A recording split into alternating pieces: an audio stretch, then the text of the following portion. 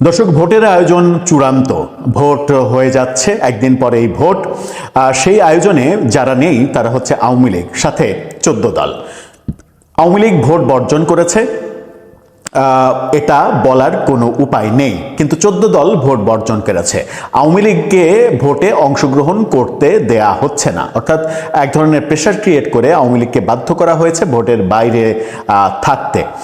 সেরকম একটা মুহূর্তে তারা যখন আনুষ্ঠানিক ভোটে অংশগ্রহণ করতে পারছে না, তখন আবার তারা তাদের নেতাকর্মীদের উদ্দেশ্যে যে বার্তাটা প্রচার করে চলেছে সেটা হচ্ছে ভোট বর্জন, অর্থাৎ তাদের ভোটাররা যেন ভোট কেন্দ্রে না যায়, সম্পূর্ণভাবে বর্জন করে।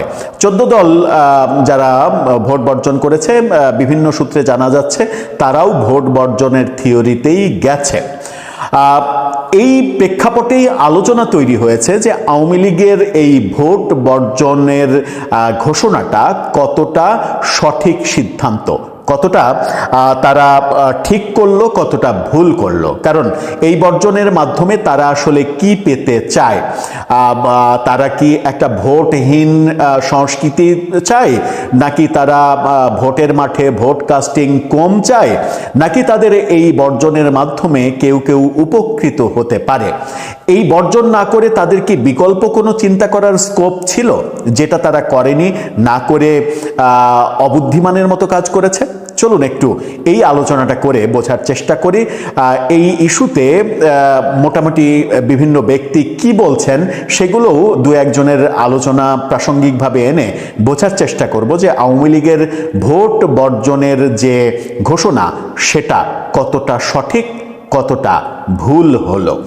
থাকবেন দর্শক। বলছিলাম আওয়ামী লীগ ভোট বর্জন করেছে মানে তাদেরকে নিষেধাজ্ঞা দেওয়া হয়েছে, এই কারণে তারা তাদের ভোটারদের কাছে আবেদন জানিয়েছে, প্রচার চালাচ্ছে যে ভোটটাকে বর্জন করা হোক। গতকালকে আমরা দেখেছি যে জজ কোর্টে আইনজীবীদের একটা মিছিল হয়েছে, নো ভোট নো ভোট, অর্থাৎ আওয়ামীপন্থী আইনজীবীরা সেখানে মিছিল করেছেন ভোট বর্জনের। এবং মানে এই ভোট বর্জনের ব্যাপারটা সারা দেশে, বিশেষ করে অনলাইনে বেশি মাত্রায় প্রচার হতে দেখছি। আওয়ামী লীগের পক্ষে এই ভোট বর্জন করে নানা ধরনের কন্টেন্ট নির্মাণ করতে আমরা দেখেছি।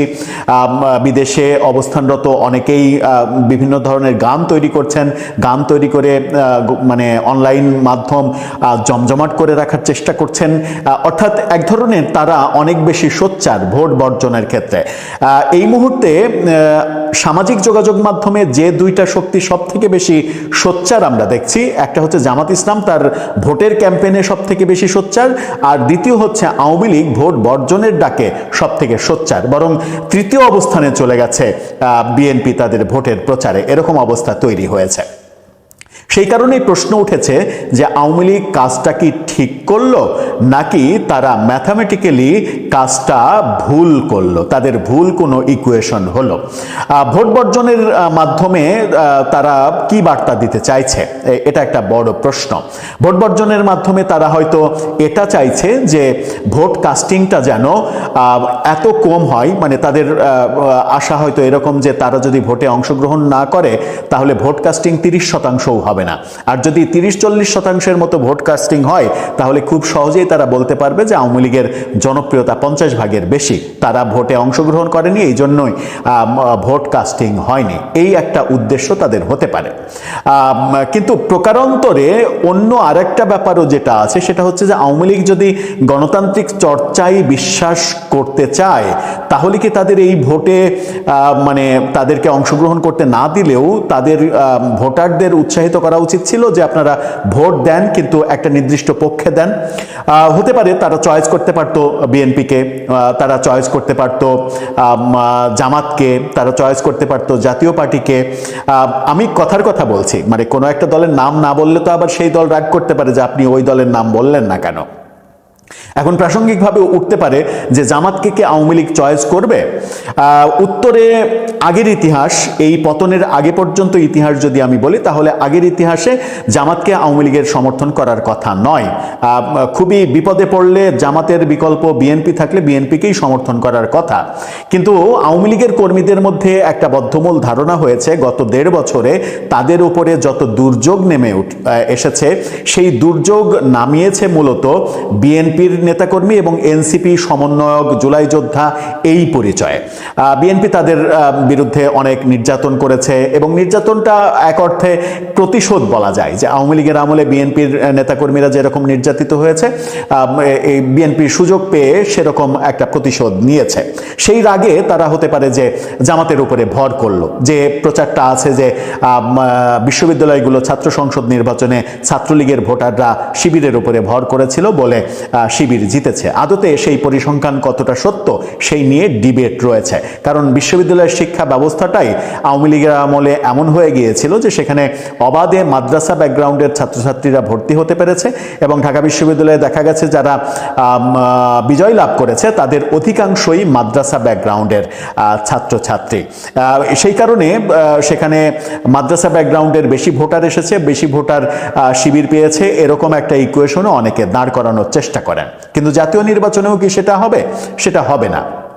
এখন যদি আওয়ামী লীগ মনে করতো যে বিএনপি এবং জামাত স্বাধীনতা প্রশ্নে একটা বড় প্রশ্নবোধক চিহ্ন রয়েছে জামাতের কাছে এবং জামাতের নেতাদের বিচার করেছে আওয়ামী লীগ, সেই ক্ষেত্রে জামাতকে সমর্থন যদি না করে, জামাতকে যদি তারা মনে করে যে স্বাধীনতার বিপক্ষ শক্তি, তাহলে তারা বিএনপির দিকে ভর করতে পারত যে বিএনপিকে আরামে জিতিয়ে দেওয়া হোক, তারপরের টার্মে আমরা দেখব। সেই দুইটা যদি অল্টারনেটিভ পছন্দ না হতো, তাহলে তারা আরেকটা কাজ করতে পারতো, সেটা হচ্ছে যে তারা ঘোষণা দিয়ে জাতীয় পার্টির পক্ষে অংশগ্রহণ করতে পারত। তারা যদি ঘোষণা দিয়ে জাতীয় পার্টির পক্ষে অংশগ্রহণ করত, তাহলে জাতীয় পার্টি যে 196টা আসনে ভোট করছে, তাতে করে নিশ্চিত যে জাতীয় পার্টি ক্ষমতায় যেতে না পারলেও প্রধান বিরোধী দল হতে পারত। কিন্তু জাতীয় পার্টির অবস্থা একেবারেই তথৈবচ অবস্থা। জাতীয় পার্টির অবস্থায় মনে হচ্ছে যে 2-4টা আসন পেলেও তারা পেতে পারে, এর বেশি কিছু না। তাতে করে কি আওয়ামী লীগ একটা বড় সুযোগ হারালো? আওয়ামী লীগ যদি জাতীয় পার্টির উপরে ভর করত, তাহলে জাতীয় পার্টি প্রধান বিরোধী দল হওয়ার সুযোগ যদি পেত, তাহলে সংসদে আওয়ামী লীগের গ্রহণযোগ্যতা নিয়ে জাতীয় পার্টি কথা বলতে পারত। জাতীয় পার্টি কথা বলতে পারলে আওয়ামী লীগের ফিরে আসাটা সহজ হতো। এই আলোচনাটাও রয়েছে। এই আলোচনাটা কেন করলাম, কেন উস্কে দিলাম, সেটা আপনারা এখনই টের পাবেন। বাংলাদেশের বরেণ্য একজন সাংবাদিক জয় মামুন, যিনি বাংলাদেশের তারকা সাংবাদিকদের একজন, তিনি গত রাতে ফেসবুকে একটা পোস্ট দিয়েছেন। ফেসবুকে খুবই মজার একটা পোস্ট দিয়েছেন এবং মজার একটা ছবি ব্যবহার করেছেন। সেই পোস্টটা আপনারা দেখে নিন।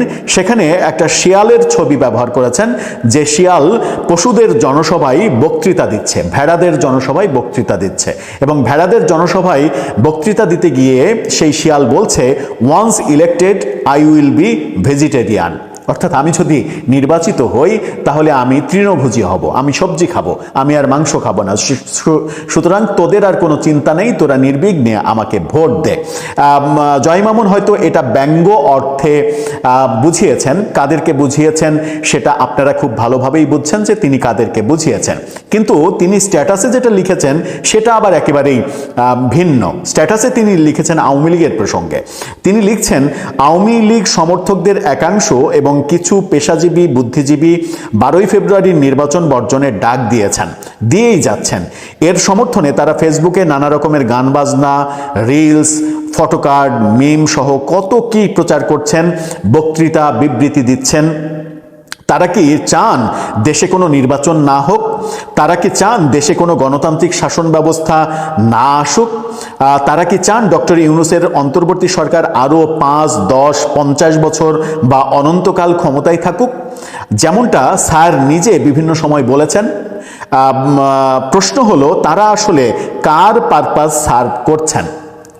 খুবই মারাত্মক একটা প্রশ্ন সামনে নিয়ে এসেছেন জয় মামুন, যে আওয়ামী লীগ এই ভোট বর্জনের মাধ্যমে কার পারপাস সার্ভ করছে, কিংবা আওয়ামী লীগের এই ভোট বর্জন কার জন্য উপকারী হবে, কে এই পাশার দানে কে জিতবে। পাশার দান এই ব্যাপারটাও একটা ধর্মভিত্তিক দলের নির্বাচনী থিম সঙ্গে উঠে এসেছে। পাশা খেলা, পাশার দান, যদিও ইসলামে পাশা খেলাটা হারাম হিসেবে দেখা হয়েছে। পাশা খেলার ব্যাপারে স্পষ্ট নিষেধাজ্ঞা জারি করার সহি হাদিস রয়েছে অন্তত 2টা। সেই আলোচনায় যেতে চায় না। কিন্তু এই যে আওয়ামী লীগের ভোট বর্জন, এটা আদতে কাদের পক্ষে যাবে? এটা কি এই সরকারের পক্ষে যাবে যে আওয়ামী লীগ এরকম চাইছে যে ভোট না হোক, ভোট বর্জন হোক, তাতে প্রফেসর ইউনূস সরকার আরও অনেক দিন ক্ষমতায় থাকুক? ভোট যদি না হয়, ভোট যদি বর্জন হয়, গণতান্ত্রিক প্রক্রিয়া না আসে, তাহলে বর্তমান পরিস্থিতি থাকবে। আর বর্তমান পরিস্থিতি থাকলে তো কাদের লাভ সেটা খুব ভালোভাবেই আমরা জানি। যাদের এখন লাভ, যারা ক্ষমতায় না থেকেও ক্ষমতার মসনদে অবস্থান করার মতো পাওয়ার হোল্ড করছেন, তারা যদি আরও অনেক দিন পাওয়ার হোল্ড করে, তাহলে লাভটা কার? তাতে কি আওয়ামী লীগের কোনো লাভ আছে কিনা? এই প্রশ্নগুলো জয় মামুন সামনে এনেছেন। সেই কারণেই প্রথমে ব্যাপারটা সামনে নিয়ে আসলাম যে আওয়ামী লীগের এই ভোট বর্জন, এটা কি সঠিক হলো নাকি ভুল হলো? এই ভোট বর্জনের মাধ্যমে আওয়ামী লীগ কি বার্তা দিল? ধরে নেওয়া যায় যে আমি যেটা জাতীয় পার্টির কথা বললাম, যে জাতীয় পার্টির ওপরে তারা ভর করতে পারতো, তাহলে জাতীয় পার্টি বিরোধী দলে আসতে পারতো। আবার তারা যদি মানে রাজনীতিতে একদিনের না, এমন না যে শেখ হাসিনার আয়ু শেষ মানে আওয়ামী লীগের আয়ু শেষ, তা তো নয়। তা তো নিশ্চয়ই তিনি নিজেও চান না। তিনি নিজে চান তার দল টিকে থাকুক। যদি সেটাই তিনি চান, তাহলে আরও অনেক দিন, শত শত বছর আওয়ামী লীগকে বেঁচে থাকতে হবে। তো আওয়ামী লীগকে বেঁচে থাকতে হলে আপনাকে শর্ট টার্ম চিন্তা করার পরিবর্তে লং টার্ম চিন্তা করতে হবে। লং টার্ম চিন্তাতে কি এটাও আসতে পারতো না, কিংবা আসার স্কোপ ছিল না যে ব্যাক এন্ডে বিএনপির সঙ্গে কোনো ধরনের সমঝোতা করে আওয়ামী লীগ বিএনপিকে সমর্থন দিয়ে রাষ্ট্র ক্ষমতায় আসতো? তারেক রহমানের ফেরার পরে আওয়ামী বিদ্বেষী কিংবা ফ্যাসিস্ট বিদ্বেষী খুব একটা নেগেটিভ বক্তব্য আমরা যে শুনছি না, সেই জায়গাটাকে ক্যাশ করে আওয়ামী লীগ একটা জায়গা তৈরি করতে পারতো, যেন বিএনপি ক্ষমতায় এসে আওয়ামী লীগের নিষেধাজ্ঞা তুলে নেয়, আওয়ামী লীগকে রাজনীতি করতে দেয়, যেটা প্রেসিডেন্ট জিয়াউর রহমানের আমলে আমরা দেখেছিলাম। 75-এর 15 আগস্টের ভয়াবহ ঘটনার পরে আবার শেখ হাসিনা ফিরেছিলেন। শেখ হাসিনা ফেরার পরে, দেশে ফেরার পরে আবার রাজনীতি শুরু করেছিলেন। এই ব্যাপারগুলো কি হতে পারতো না? এই ব্যাপার শেখ হাসিনা হয়তো মানে তার যেহেতু মৃত্যুদণ্ড হয়ে গেছে, তার মানে তার দল ক্ষমতায় না আসা পর্যন্ত তার আর দেশে ফেরাটা খুব টাফ হয়ে যাবে। কিন্তু আওয়ামী লীগ তো রাজনীতি করতে পারতো। আওয়ামী লীগের রাজনীতি করার একটা ব্যবস্থা হতো হয়তো, যেটা রয়টার্সের সঙ্গে সাক্ষাৎকারে তারেক রহমান বলেছেন রয়টার্সের প্রশ্নের উত্তরে, যে আওয়ামী লীগ শেখ হাসিনার পুত্র কন্যাদের রাজনীতি করার ব্যাপারে তিনি বলেছেন, জনগণ যদি গ্রহণ করে অবশ্যই তারা করবে, তাদের অধিকার আছে। এই যে সফটলি এই প্রশ্নের উত্তর দেয়া, এই ব্যাপারটাকে তারা কি ক্যাশ করতে পারতো না? ধরে নিলাম যে তারা বিএনপিকে ক্যাশ করতে চাইছে না। তারা যদি মনে করতো যে তারা জাতীয় পার্টিকে ক্যাশ করবে, তাহলে জাতীয় পার্টির যে কথা বললাম সেটা আসতে পারতো। আবার যদি তারা মনে করে যে নীতি বিসর্জন দিয়ে, তারা যে নীতির কথা বলে, নীতি বিসর্জন দিয়ে তারা জামাতকে সাপোর্ট করবে, তাহলে জামাতকে সাপোর্ট করে জামাতকে ক্ষমতায় এনে তাদের রাজনীতির ওপরে, তারা যদি জামাতের ওপরে আস্থাশীল হয় যে তারা ক্ষমতায় আসলে তাদের রাজনীতির ওপরে যে খড়গ নেমে এসেছে সেই খড়গটা তুলে দেওয়া হবে, সেই ব্যাপারগুলোও আমরা হয়তো টের পেতাম যে তাদের পদক্ষেপের মাধ্যমে। অনেকগুলো যদি কিন্তু আছে। আমি কোনো কনক্লুশন টানতে চাই না, আমি শুধু প্রশ্নটা রাখতে চাই যে আওয়ামী লীগ ভোট বর্জনের মাধ্যমে একটা জিনিস হয়তো পারবে, সেটা হচ্ছে যে বহির্বিশ্বে প্রতিষ্ঠিত করতে পারবে যে ভোট কাস্টিং কম হয়েছে। যদি আওয়ামী লীগের এই মিশনটা সফল হয়, আমি জানি না আওয়ামী লীগের সিদ্ধান্তটা সঠিক না ভুল, কোনোটাই আমি বলছি না। যদি ভোট কাস্টিং 30-এর নিচে হয়ে যায়, যে কোনো কারণে অ্যাক্সিডেন্টলি ভোট কাস্টিং যদি 30-এর নিচে হয়ে যায়, তাহলে এই নির্বাচন বিতর্কিত হয়ে যাবে। সেই ক্ষেত্রে আওয়ামী লীগের মিশন সফল হয়ে যাবে। আর যদি ভোট কাস্টিং 50 কাছাকাছি হয়ে যায়, 50-এর কাছাকাছি হয়ে গেলে এই ভোট গ্রহণযোগ্য হয়ে যাবে। কারণ এই ভোটকে তখন আর বিতর্কিত ভোট বলার অপশন থাকবে না। কারণ মানে সব দল অংশগ্রহণ করলেও ভোট কাস্টিংয়ের যে ইতিহাস, সেই ইতিহাসে 60 থেকে 70% ভোট কাস্টিং হলেই সেটাকে চরম সন্তোষজনক ভোট কাস্টিং হিসেবে ধরা হয়। বহির্বিশ্বে অনেক কম ভোট কাস্টিং হয়, তো তারপরেও সেটাকে সন্তোষজনক ধরা হয়। যেখানে আমাদের সংবিধানে সহ পৃথিবীর বহু দেশের সংবিধানে এরকম কোনো নিয়ম নেই যে কত পার্সেন্ট ভোট হলে সেটা গ্রহণযোগ্য হবে।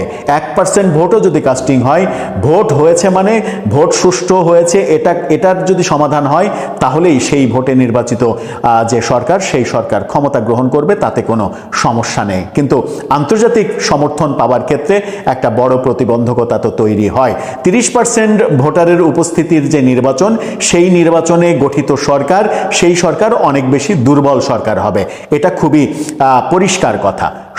তাহলে আওয়ামী লীগ কি সেই সুযোগটাই নিতে চাইছে যে পরবর্তী সরকারটা দুর্বল সরকার হোক, আন্তর্জাতিক চাপ বাড়ুক, এবং আন্তর্জাতিক চাপ বাড়ার ফলে তারা বাধ্য হবে আওয়ামী লীগকে রাজনীতি করতে দিতে, এবং আওয়ামী লীগের বিরুদ্ধে এখন এই সরকারের আমলে যা কিছু হয়েছে তার রিভার্স অ্যাক্ট আমরা দেখতে পাবো। দর্শক, আপনার কাছে কোনটা মনে হয়?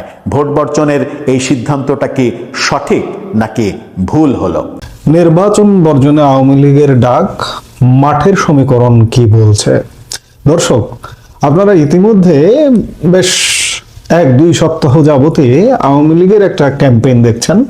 আমি যদি বলি এই যে গত 22 জানুয়ারি থেকে এই নির্বাচনী প্রচার শুরু হয়ে গেছে, ঠিক তখন থেকে আমি ওই সময় একটা ভিডিওতে বলেছিলাম যে অন্য দলগুলো প্রচারে নামছে আওয়ামী লীগও, কিংবা আওয়ামী লীগ প্রধান শেখ হাসিনাও তার বিভিন্ন অডিও বক্তব্যে বলেছেন নির্বাচন বর্জনের কথা, কিংবা তার পুত্র সজীব ওয়াজেদ জয় বিভিন্ন বক্তব্যে বলেছেন এই নির্বাচন বর্জনের কথা। গতকাল আওয়ামী লীগ তাদের অফিসিয়াল ফেসবুক পেজে সুস্পষ্ট একটি বার্তা দিয়ে এই নির্বাচন বর্জনের আহ্বান জানিয়েছে। সেই আহ্বান বার্তার শিরোনামটা এমন যে জাতির সঙ্গে বেইমানি ও প্রতারণাপূর্ণ নির্বাচন বর্জনের জন্য দলীয় নেতাকর্মী, সমর্থক, সর্বোপরি দেশবাসীর প্রতি বাংলাদেশ আওয়ামী লীগের আহ্বান। এখন প্রশ্ন হচ্ছে যে এই আহ্বানটা কতটুকু কার্যকর হবে, আমরা সেটি এই আলোচনায় দেখতে চাই। বাংলাদেশের রাজনীতি এখন এক চরম সন্ধিক্ষণে।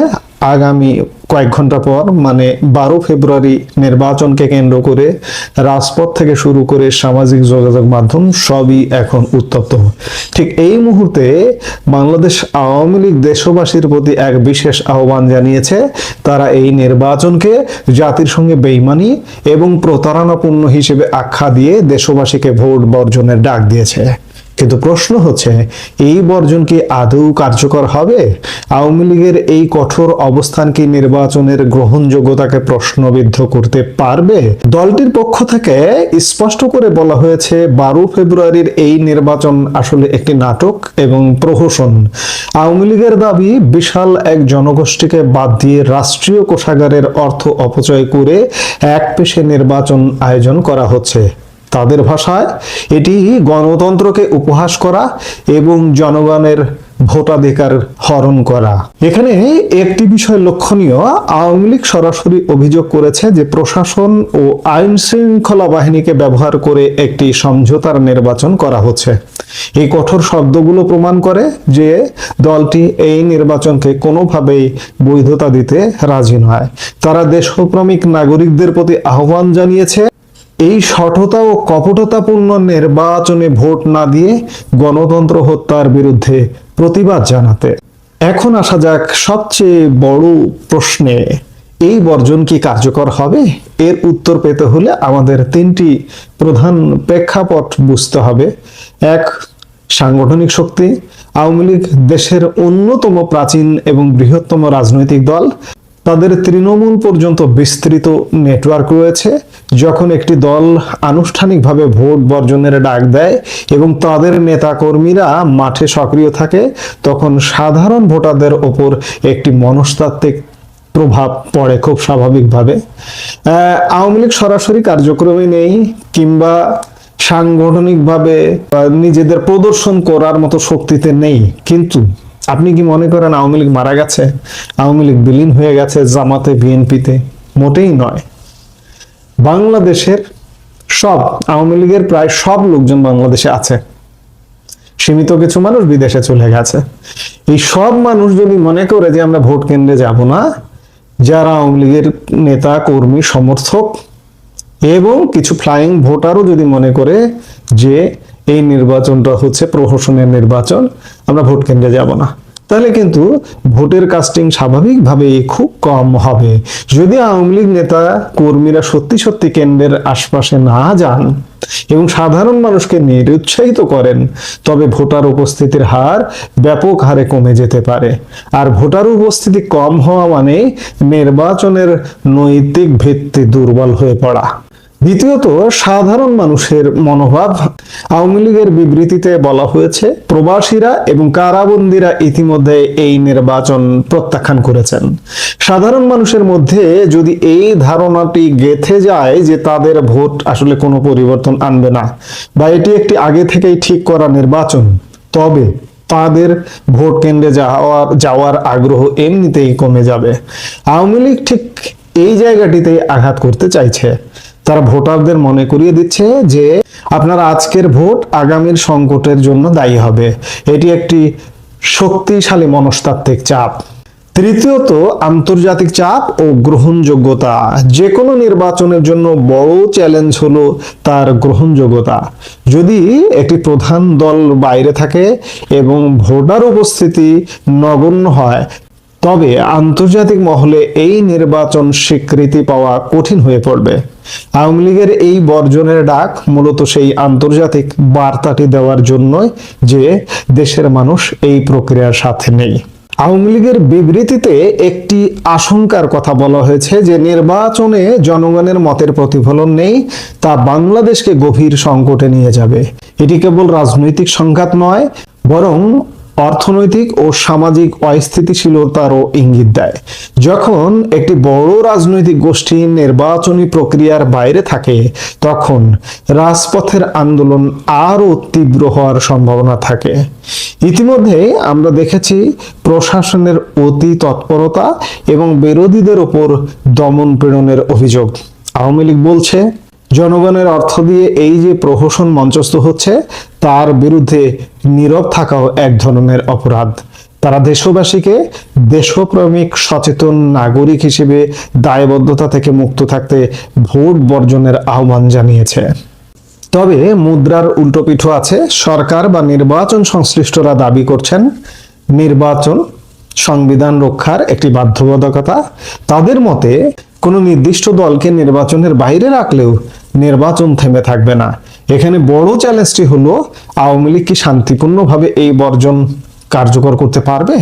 যদি ভোটের দিন ব্যাপক সহিংসতা হয় বা জোরপূর্বক ভোটারদের বাধা দেওয়া হয়, তবে জনসমর্থন হারানোর ঝুঁকিও থাকে। তাই আওয়ামী লীগের আহ্বান শান্তিপূর্ণ ও দৃঢ় প্রতিবাদ।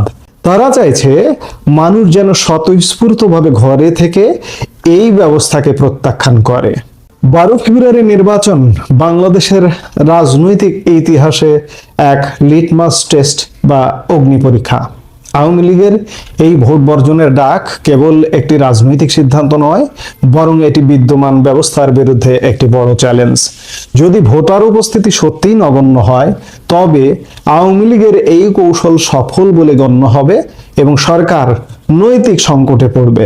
আর যদি বড় সংখ্যক মানুষ ভোট কেন্দ্রে যায়, তবে আওয়ামী লীগের জন্য রাজপথের লড়াই আরো কঠিন হয়ে উঠবে। তবে একটি বিষয় নিশ্চিত, জনগণের স্বতঃস্ফূর্ত অংশগ্রহণ ছাড়া কোনো নির্বাচনী দীর্ঘমেয়াদে স্থিতিশীলতা আনতে পারে না। আওয়ামী লীগ তাদের বিবৃতিতে দাবি করেছে, আজকের এই প্রতিবাদী আগামীর বাংলাদেশকে পথ দেখাবে।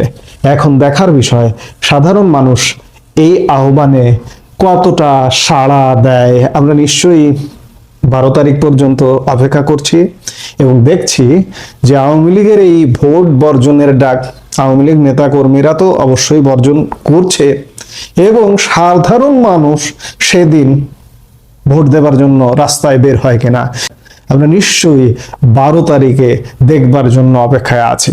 এই মুহূর্তে এ পর্যন্তই।